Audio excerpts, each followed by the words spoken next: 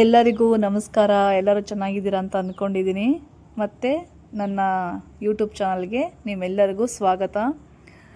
ನೀವು ನೋಡ್ತಾ ಇರೋದು, ನಾನು ಹೊಸದಾಗಿ ನಮ್ಮ ಮನೆಗೆ ಒಬ್ಬರನ್ನ ಕರ್ಕೊಂಡು ಬಂದೆ. ಏನು ಅಂತ ನಿಮ್ಗೆ ಆಲ್ರೆಡಿ ಗೊತ್ತಾಗಿದೆ. ನಾನು ಡಿಯೋ ಗಾಡಿನ ತಗೊಂಡೆ.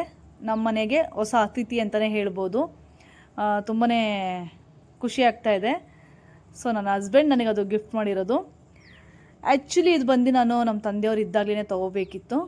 ಫಿಕ್ಸ್ ಕೂಡ ಆಗಿತ್ತು, ಡೇಟು ಯಾವಾಗ ತೊಗೋಬೇಕೇನು ಅಂತೆಲ್ಲ ಫಿಕ್ಸ್ ಆಗಿತ್ತು. ಬಟ್ ಅವ್ರಿಗೆ ಹೆಲ್ತ್ ಇಶ್ಯೂ ಆಗಿದ್ದರಿಂದ ನಾನು ಬೇಡ ಅಂತ ಬಿಟ್ಟಿದ್ದೆ. ಸರಿ ಅಂತ ಕೊನೆಗೂ ಕೂಡ ನಾವು ಅವ್ರ ಆಸೆಯಂತೆ, ಅವರು ಡಿಯೋ ತುಂಬ ಇಷ್ಟಪಡ್ತಾಯಿದ್ರು, ಅವ್ರ ಆಸೆಯಂತೆಯೇ ನಾನು ಡಿಯೋ ಗಾಡಿನೇ ಪರ್ಚೇಸ್ ಮಾಡಿದೆ. ನೀವೆಲ್ಲರೂ ನೋಡ್ತಾ ಇದ್ದೀರಲ್ಲ. ಸೊ ನನ್ನ ಗಾಡಿ ಬಂದು ಈ ಥರ ಇದೆ. ತುಂಬಾ ಖುಷಿ ಆಗ್ತಾ ಇದೆ. ಬಟ್ ಏನು ಅಂದರೆ, ಆ ಗಾಡೀಲಿ ಕೂತ್ಕೊಳ್ಳೋಕ್ಕೆ ನನ್ನ ತಂದೆಯವರಿಲ್ಲ ಅಂತ ತುಂಬ ಬೇಜಾರಾಗ್ತಾ ಇದೆ. ಅವ್ರು ಯಾವಾಗಲೂ ಕೂಡ ನನ್ನ ಜೊತೆ ನನ್ನ ಹಳೇ ಗಾಡೀಲಿ ತುಂಬಾ ಓಡಾಡ್ತಾಯಿದ್ರು, ಕರ್ಕೊಂಡು ಎಲ್ಲ ಕಡೆ ನಾನು ಓಡಾಡಿಸ್ತಾ ಇದ್ದೆ. ಬಟ್ ಇವಾಗ ಈ ಗಾಡೀಲಿ ಅವ್ರು ಇಷ್ಟಪಟ್ಟಿರೋ ಗಾಡೀಲೇ ಅವರಿಲ್ಲ ಅನ್ನೋದು ತುಂಬ ಬೇಜಾರಾಗ್ತಿದೆ. ಎಲ್ಲೋ ಒಂದು ಕಡೆ ಅವ್ರು ನೋಡ್ತಾ ಇದ್ದಾರೆ ಅನ್ನೋ ಖುಷಿನೂ ಕೂಡ ಇದೆ, ಅವ್ರ ಆಶೀರ್ವಾದ. ಹಾಗೆ ಗಾಡಿ ಕೂಡ ನಾವು ನಮ್ಮ ತಂದೆಯವರು ಯಾವ ಟೈಮಲ್ಲಿ ಅವರು ಪ್ರಾಣ ಬಿಟ್ರಲ್ಲ, ಅದೇ ಟೈಮಿಂಗ್ಸ್ ಬೇಕು ನನಗೆ ಅಂತ ಹೇಳಿ ನಾನು ಆ ಗಾಡಿನ ತೊಗೊಂಡಿದ್ದು. ಅದೇ ಟೈಮಿಂಗ್ಸಲ್ಲೇ ತೊಗೊಂಡೆ ನಾನು, ಒಂದು ನೆನಪಿಗೆ, ಮೆಮೊರಿಗೆ ಇರಲಿ ಅಂತ. ಹಾಗೆ ಗಾಡಿನ ತೊಗೊಂಡ್ಮೇಲೆ ಎಲ್ಲರಿಗೂ ಕೂಡ ನಾನು ಶೋರೂಮಲ್ಲಿ ಎಲ್ಲರಿಗೂ ಸ್ವೀಟ್ ಕೊಡ್ತಾಯಿದ್ದಾರೆ. ಸ್ವೀಟ್ ಕೂಡ ಎಲ್ಲರಿಗೂ ಅಲ್ಲಿ ಕೊಟ್ಟೆ ಫಸ್ಟ್ ನಾನು ಶೋರೂಮ್ಗೆ. ನಮ್ಮ ಮನೆಗೆ ನಾನು ಏನೇ ತೊಗೊಂಡು ಬಂದ್ರೂ ಕೂಡ ಅವರೆಲ್ಲರೂ ಕೂಡ ನಮ್ಮ ಮನೆಯ ಏನಂತಾರೆ, ಮೆಂಬರ್, ನಮ್ಮ ಜೊತೆನೇ ಇರ್ತಾರೆ. ಸೊ ನಾನು ಯಾವುದನ್ನು ಕೂಡ ಅದು ಒಂದು ವಸ್ತು, ಅದು ಒಂದು ನಿರ್ಜೀವ ವಸ್ತುನೋ ಇಲ್ಲ ಇನ್ನೊಂದು ಅದೆಲ್ಲ ನಾನು ತಿಳ್ಕೊಳ್ಳಲ್ಲ. ಅದರಲ್ಲೂ ಕೂಡ ವೆಹಿಕಲ್ಗಳು ಬಂದು ಅದು ಲಕ್ಷ್ಮಿಗೆ ಸಮಾನ. ಆ ವಾಹನಗಳು ಯಾವತ್ತೂ, ಅದು ಏನೇ ವೆಹಿಕಲ್ ಆಗಿರಲಿ, ಅದು ಲಕ್ಷ್ಮಿ ಇದ್ದಂಗೆ. ಅದನ್ನು ನಾವು ತುಂಬ ಚೆನ್ನಾಗಿ ನೋಡ್ಕೋಬೇಕು. ಅದಕ್ಕೆ ಪೂಜೆಗಳು ನೆರವೇರ್ತಾನೆ ಇರಬೇಕು. ಏಕೆಂದರೆ ನಾವು ದಿನನಿತ್ಯ ಅದರಲ್ಲಿ ನಾವು ಓಡಾಟ ಮಾಡ್ತಾ ಇರ್ತೀವಿ. ಕ್ಷೇಮವಾಗಿ ಹೋಗಿ ಕ್ಷೇಮವಾಗಿ ಬರಬೇಕು. ಹಾಗಾಗಿ ವೆಹಿಕಲ್ಗಳನ್ನ ನಾವು ತಾಯಿ ಲಕ್ಷ್ಮೀ ದೇವಿಗೆ ಹೋಲಿಸ್ತೀವಿ. ಅವ್ರ ಆಶೀರ್ವಾದದಿಂದಲೇ ನಾವು ತೊಗೊಳಕ್ಕಾಗೋದು. ಲಕ್ಷ್ಮೀ ಇದ್ದರೆ ತಾನೇ ನಾವು ತೊಗೊಳಕ್ಕಾಗೋದು. ಹಾಗಾಗಿ ಆ ತಾಯಿಗೆ ನಾನು ವೆಹಿಕಲ್ಗಳನ್ನೆಲ್ಲ ಹೋಲಿಸುವಂಥದ್ದು.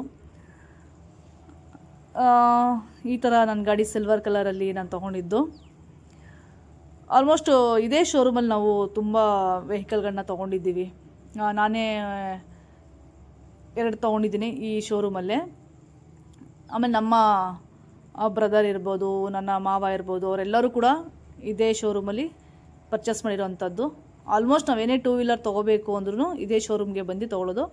ಅದಾದ ನಂತರ ನಾನು ಪೂಜೆ ಮಾಡೋವಂಥ ಚಾಮುಂಡೇಶ್ವರಿ. ಸೊ ಹಾಗಾಗಿ ಮೊದಲನೇ ಪೂಜೆ ಯಾವಾಗಲೂ ಕೂಡ ನಾನು ತಾಯಿ ಚಾಮುಂಡೇಶ್ವರಿಗೆ ಮಾಡಿಸ್ತೀನಿ. ಎಲ್ಲರೂ ಕೂಡ ಅವರವ್ರ ಇಚ್ಛಾ ದೇವತೆಗಳು, ಅವ್ರಿಗೆ ಎಲ್ಲಿ ಇಷ್ಟನೋ ಅಲ್ಲಿ ಮಾಡಿಸ್ತಾರೆ ಕೆಲವರು. ಬಟ್ ನನಗೆ, ನಾನು ಏನೇ ವೆಹಿಕಲ್ ತೊಗೊಂಡ್ರು ಫಸ್ಟ್ ಮಾಡಿಸೋ ಪೂಜೆ ಬಂದು ಅದು ಚಾಮುಂಡೇಶ್ವರಿ ಅವರಿಗೇ. ನನ್ನ ಮೊದಲನೇ ಗಾಡಿನೂ ಕೂಡ ನಾನು ಇಲ್ಲೇ ಪೂಜೆ ಮಾಡಿಸಿದ್ದು ಸುಮಾರು 9 ವರ್ಷಗಳ ಹಿಂದೆ. ಇವಾಗ ನಾನು ಡಿಯೋ ತೊಗೊಂಬಂದಾಗಲೂ ಕೂಡ ತಾಯಿಗೆ ಪೂಜೆ ಎಲ್ಲ ಕೊಟ್ಟು ನಾನು ಅಲ್ಲೇ ಪೂಜೆ ಮಾಡ್ತಾಯಿದ್ದೀನಿ. ಅದು ಇದೇ ಪುರೋಹಿತರೆ ನನಗೆ ನನ್ನ ಹಳೆ ಗಾಡಿಗೂ ಪೂಜೆ ಮಾಡಿದ್ದು. ಇವಾಗ ಇದಕ್ಕೂ ಕೂಡ ಅವರೇ ಮಾಡ್ತಾಯಿದ್ದಾರೆ. ಸೊ ಗಾಡಿಗೆ ಈ ಥರ ನಾನು ಹಾರ ಕೂಡ ಆರ್ಡ್ರ್ ಕೊಟ್ಟು ಮಾಡಿಸಿದ್ದೆ. ಇದೇ ಥರ ಗುಲಾಬಿ ಹಾರನೇ ಬೇಕು ನನ್ನ ಗಾಡಿಗೆ ಅಂತ ಹಿಂದಿನ ದಿನವೇ ನಾನು ಎಲ್ಲಿ ರೆಗ್ಯುಲರಾಗಿ ಹೂವು ಎಲ್ಲ ತೊಗೊಳ್ತೀನಲ್ಲ, ಅವ್ರ ಹತ್ರನೇ ಆರ್ಡ್ರ್ ಕೊಟ್ಟು ಇದೇ ಥರ ಬೇಕು ಅಂತ ಮಾಡಿಸಿದೆ. ತುಂಬ ಚೆನ್ನಾಗಿದೆ ಹಾರ ಎಲ್ಲ ಹಾಕಿದ್ದು. ಸೊ ನೋಡಿ ಎಷ್ಟು ಚೆನ್ನಾಗಿ ಕಾಣಿಸ್ತಾ ಇದೆ. ಹಾಗೆ ಪುರೋಹಿತರು ಕೂಡ ಬಂದು ಪೂಜೆ ಮಾಡ್ತಿದ್ದಾರೆ. ಇವರು ತುಂಬ ನಮ್ಮ ಫ್ಯಾಮಿಲಿಗೆ ತುಂಬ ಗೊತ್ತಿರೋರು, ಹಳೇ ಪರಿಚಯ ನಮಗೆ.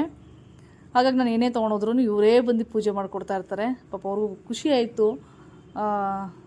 ಕೇಳಿದ್ರು, ನಿಮ್ಮ ತಂದೆಯವ್ರು ಈ ಥರ ಹೋಗ್ಬಿಟ್ರು, ಬೇಜಾರಾಯಿತು ಅಂತ. ಅವ್ರು ಪೂಜೆ ಮಾಡಿ ಎಲ್ಲ ಕೊಟ್ಟ ಮೇಲೆ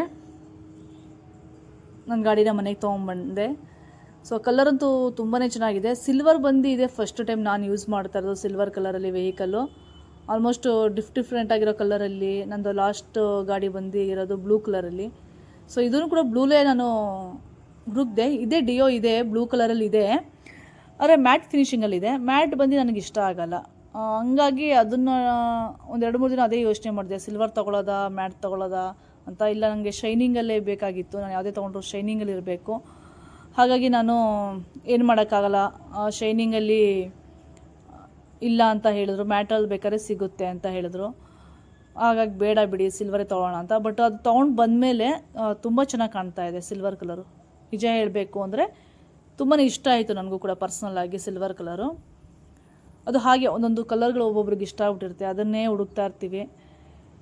ಯಾವ್ದು ಚೆನ್ನಾಗೇ ಇರಲ್ಲ ಅಂತ ಅಂದ್ಕೊಂಡಿರ್ತೀವಲ್ಲ, ಅದು ಫಸ್ಟ್ ಟೈಮ್ ಯೂಸ್ ಮಾಡಿದಾಗ ತುಂಬಾ ಚೆನ್ನಾಗಿರುತ್ತೆ. ನಾನು ಮಾಡೋವಾಗಿರಲಿಲ್ಲ ವೆಹಿಕಲ್ಗೆ, ಹೊಸ ವೆಹಿಕಲ್ಗೆ ಪೂಜೆ. ಯಾಕಂದರೆ ನಮ್ಮ ತಂದೆ ಕಾರ್ಯ ನಾನು ಮಾಡಿರೋದ್ರಿಂದ ನಮ್ಮ ಸಂಪ್ರದಾಯದಲ್ಲಿ ವೆಹಿಕಲ್ನ ನಾವು ಟಚ್ ಮಾಡಬಾರ್ದು. ಹಾಗಾಗಿ ನಾನು ಯಾವುದೂ ಕೂಡ ಮುಟ್ಟಕ್ಕೆ ಹೋಗಿರಲಿಲ್ಲ. ಶೋರೂಮಿಂದ ತೊಗೊಂಬರ್ಬೇಕಾದ್ರೂ ಅಷ್ಟೇ ನಾನು ಎಲ್ಲೂ ಕೂಡ ಕೂತ್ಕೊಳ್ಳೋದು, ಟಚ್ ಮಾಡೋದೆಲ್ಲ ಮಾಡಲಿಲ್ಲ. ಹಾಗಾಗಿ ಹಸ್ಬೆಂಡೇ ಎಲ್ಲ ನಿಂತು ಮಾಡ್ತಾಯಿದ್ದಾರೆ. ಸೊ ಮನೆಯವ್ರಿಗೂ ಕೂಡ ಅವರೇ ತೊಗೊಂಬರ್ತಾರೆ ಗಾಡಿನ. ಅದಾದಮೇಲೆ ನಾನು ಯೂಸ್ ಮಾಡಿದ್ದು, ಯಾಕಂದರೆ ಅದು ನಮ್ಮ ಸಂಪ್ರದಾಯ. ಯಾಕಂದರೆ ಇನ್ನೂ 1 ಇಯರ್ ಅಪ್ಪ ಹೋಗಿ 1 ಇಯರ್ ಆಗಿಲ್ಲ. ಹಾಗಾಗಿ ತೊಗೊಳ್ಳೋ ಇಂಟ್ರೆಸ್ಟ್ ಅಂತೂ ಖಂಡಿತ ಇರಲಿಲ್ಲ ಗಾಡಿ. ಬಟ್ ಬೇಕೇ ಬೇಕಿತ್ತು, ಅವಶ್ಯಕತೆ ತುಂಬ ಇದ್ದಿದ್ದರಿಂದ ತೊಗೊಳ್ಳೇಬೇಕಾಯಿತು. ಸೊ ಪುರೋಹಿತರಿಗೆಲ್ಲ ಕೇಳಿ, ಇವ್ರಿಗೆಲ್ಲ ಕೇಳಿ ಈ ಥರ ತೊಗೋಬೇಕು, ಈ ಥರ ಆಗಿದೆ ಅಂತ ಹೇಳಿದಾಗ, ಏನಿಲ್ಲ 3 ಮಂತ್ಸ್ ಆದಮೇಲೆ ನೀವು ಖಂಡಿತ ತೊಗೋಬೋದು, ಏನೂ ತೊಂದರೆ ಇಲ್ಲ ಅಂತ ಹೇಳಿ ಆಮೇಲೆ ನಾನು ತೊಗೊಂಡಿದ್ದು. ಯಾಕಂದರೆ ನನಗೆ ಅದೆಲ್ಲ ತುಂಬ ನಂಬ್ತೀವಿ ನಾವು. ಅದೆಲ್ಲ ನಮ್ಮ ಪುರಾತನದ್ದು ಏನು ಸಂಪ್ರದಾಯಗಳಿರ್ಬೋದು, ನಮ್ಮ ತಂದೆ ತಾಯಿ, ನಮ್ಮ ಅಜ್ಜಿ ತಾತ ಏನು ಪಾಲಿಸ್ಕೊಂಬಂದಿರ್ತಾರಲ್ಲ, ಅದು ಯಾವುದನ್ನು ಕೂಡ ನಾವು ಎಲ್ಲೂ ಕೂಡ ಬಿಡೋಕ್ಕೆ ಹೋಗಬಾರ್ದು, ಮರೆಯೋಕ್ಕೆ ಹೋಗಬಾರ್ದು. ಅಯ್ಯೋ ಏನೂ ಆಗಲ್ಲ, ಅದೆಲ್ಲ ಹಳೆ ಕಾಲದಲ್ಲಿ ಅಂತಲೂ ಕೂಡ ಹೇಳಬಾರ್ದು. ಎಲ್ಲವೂ ಕೂಡ ನಮ್ಮ ಹಿರಿಕರು ಒಂದು ಮಾಡಿರ್ತಾರೆ ಅಂದರೆ ಅದೆಲ್ಲ ಒಂದು ಅರ್ಥ ಇರುತ್ತೆ. ಅವ್ರು ಏನೇನು ಮಾಡಿರ್ತಾರಲ್ಲ ಅದಕ್ಕೆಲ್ಲವೂ ಕೂಡ ಒಂದು ಅರ್ಥ ಇರುತ್ತೆ. ಹಾಗಾಗಿ ಅದನ್ನೆಲ್ಲ ನಾವು ಪಾಲಿಸಲೇಬೇಕು, ಅವ್ರ ಸಂಪ್ರದಾಯ ಏನಿದೆ ಅದನ್ನು. ಹಾಗೆ ನಾನು ಕೂಡ ತೊಗೋಬೇಕಾದ್ರೆ ತುಂಬಾ ಯೋಚನೆ ಮಾಡಿದೆ, ನೆಕ್ಸ್ಟ್ ಇಯರ್ ತೊಗೊಳ್ಳೋಣ, ಸುಮ್ಮನೆ ಯಾಕೆ ಬೇಡ ಅನ್ನೋ ಥರ ಇತ್ತು. ಆಮೇಲೆ ಅವಶ್ಯಕತೆ ಇರೋದರಿಂದ ತಗೊಳ್ಳೇಬೇಕು ಅನ್ನೋದ್ರಿಂದ ಅಷ್ಟೇ ನಾನು ತೊಗೋಬೇಕಾಯಿತು.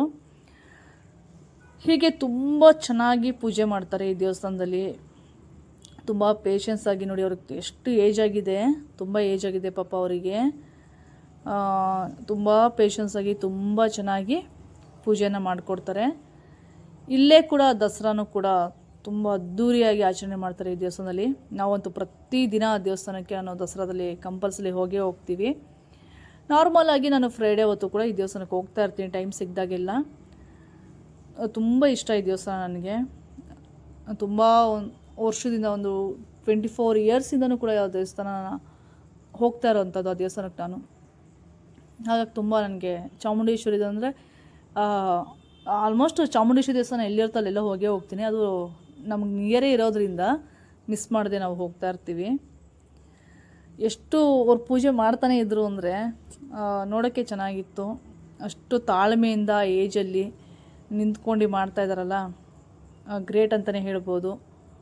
ಯಾವುದೇ ಮಂತ್ರಗಳು ಮಿಸ್ ಮಾಡದೆ, ಯಾವುದೇ ಪೂಜೆಯಲ್ಲೂ ಕೂಡ ಯಾವುದು ಮಿಸ್ ಮಾಡದೆ ಅಷ್ಟು ಪೇಷನ್ಸಾಗಿ ನೀಟಾಗಿ ಮಾಡಿಕೊಟ್ರು.